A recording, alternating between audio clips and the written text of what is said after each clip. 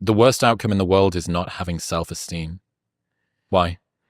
Yeah, it's a tough one. Well, I, I I look at the people, and I don't want to offend anybody, but I look at the people who don't like themselves, and that's the toughest slot because they're always wrestling with themselves, and it's hard enough to face the outside world, and no one's going to like you more than you like yourself. So if you're struggling with yourself, then the outside world becomes an insurmountable challenge.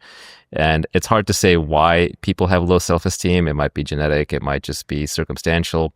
A lot of times I think it's because they just weren't unconditionally loved as a child. And that sort of seeps in at a deep core level. But self-esteem issues can be the most limiting. One interesting thought is that, to some extent, self-esteem is a reputation you have with yourself.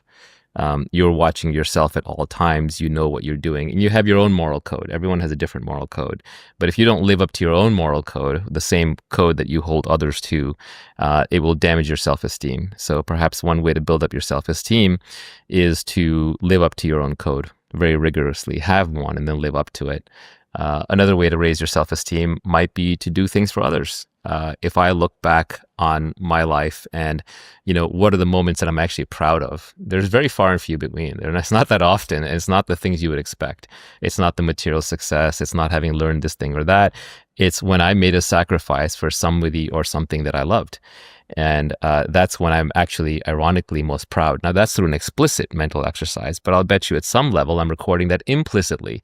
So that tells me that even if I am not being loved, then the way to create love is to give love, to express love through sacrifice and through duty.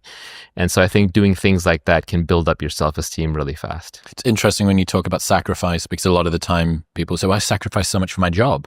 It's like, yeah, but that was you sacrificing something that you wanted less for something that you wanted more, as opposed to genuinely taking some sort of cost.